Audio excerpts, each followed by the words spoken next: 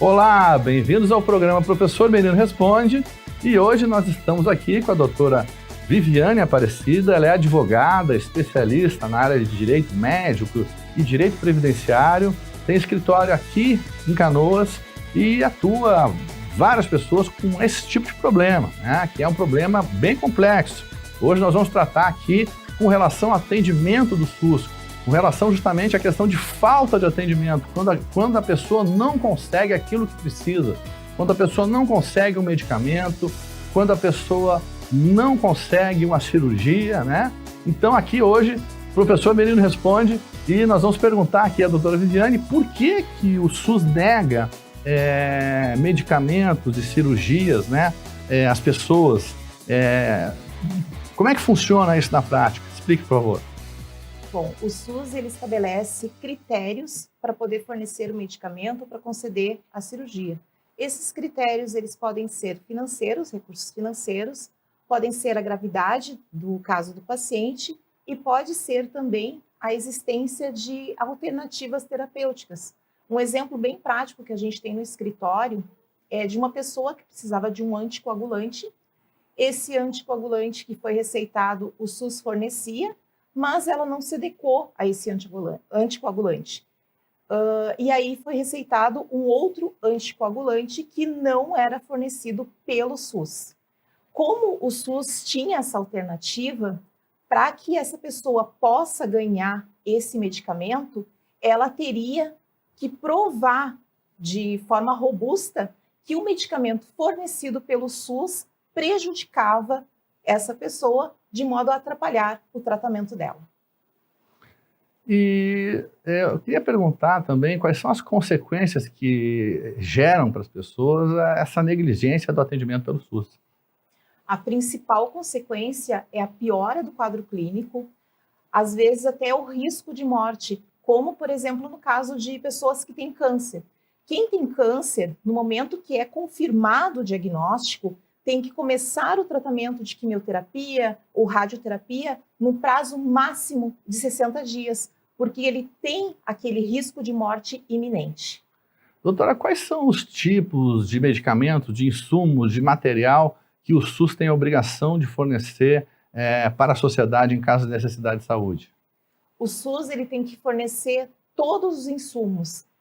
Eles têm que fornecer as fraldas, ele tem que fornecer alimentação interal, a sonda, seringa, as lancetas, tudo que o paciente precisa para ter a sua saúde recuperada. Porque a saúde é dever do Estado e direito de todos.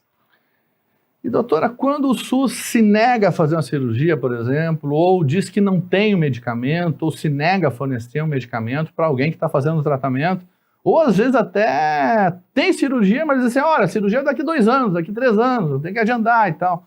O que a pessoa pode fazer, como ela pode buscar esse direito judicialmente? Como funciona esse processo? O primeiro passo que o paciente tem que fazer é fazer uma ouvidoria, tentar reclamar administrativamente, e com essa negativa se faz o ajuizamento da ação.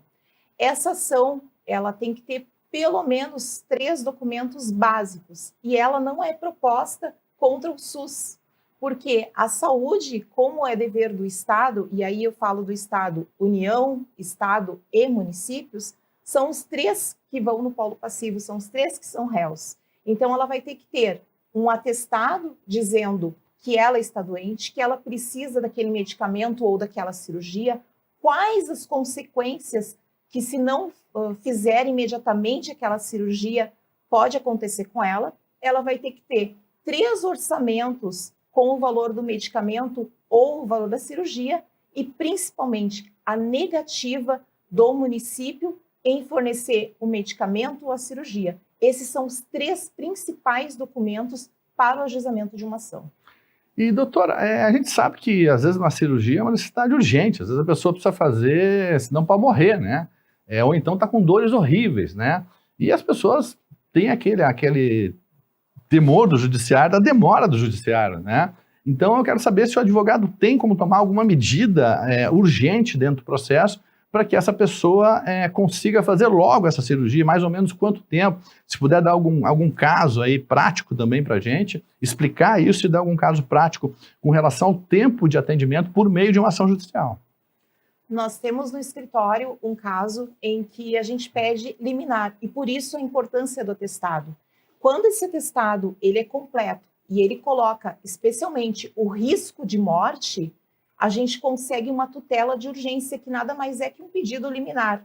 E esse pedido liminar, no momento que a gente começa a cobrar do judiciário, conversa com o juiz, vai em cima, ela pode ser deferida em no máximo 30 dias. Então a gente não precisa que esse processo vá até o final. Nós tínhamos uma pessoa que tinha uma cirurgia do coração, que se não fosse feita imediatamente, ela tinha um risco de óbito iminente. Nós tínhamos uma forte documentação com um atestado dizendo as consequências que isso poderia trazer, e nós conseguimos, em menos de 30 dias, que ela fizesse essa cirurgia.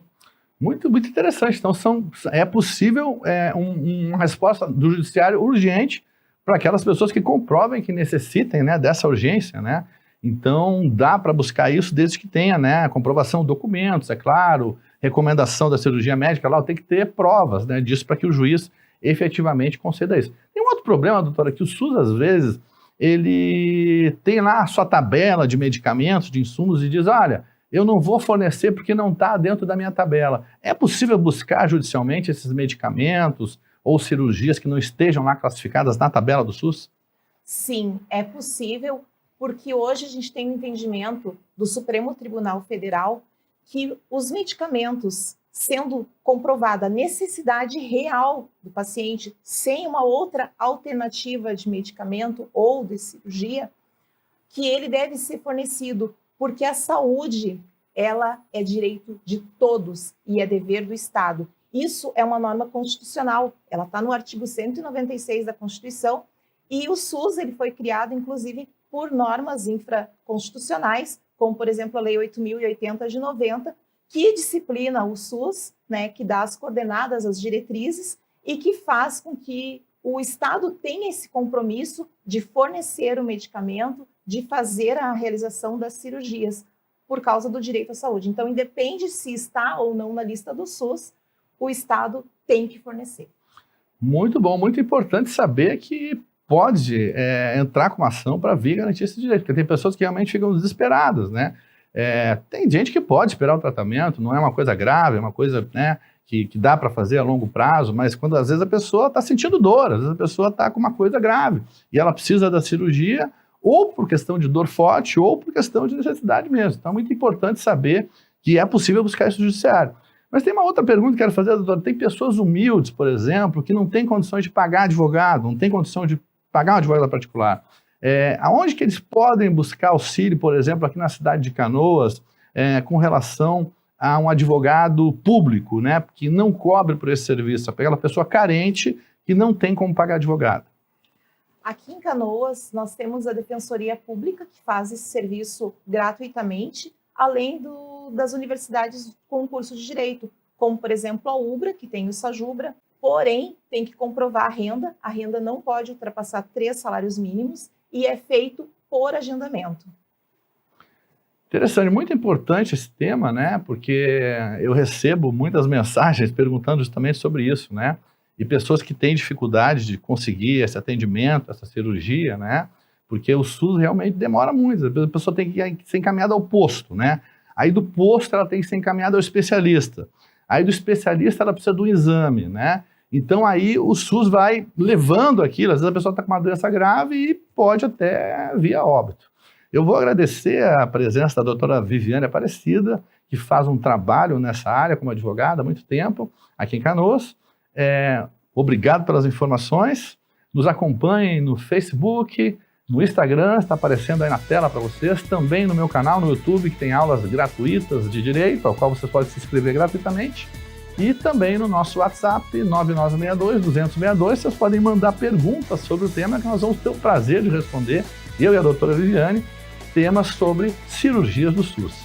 Obrigado, doutora Viviane, pela presença. Eu que agradeço a oportunidade, informação sempre é bem-vinda e parabéns por esse canal, por disponibilizar a comunidade que precisa de informações tão importantes. Obrigado, um grande abraço, professor Merino. Estamos aqui todos os dias às 13h30 com vocês. E até a próxima.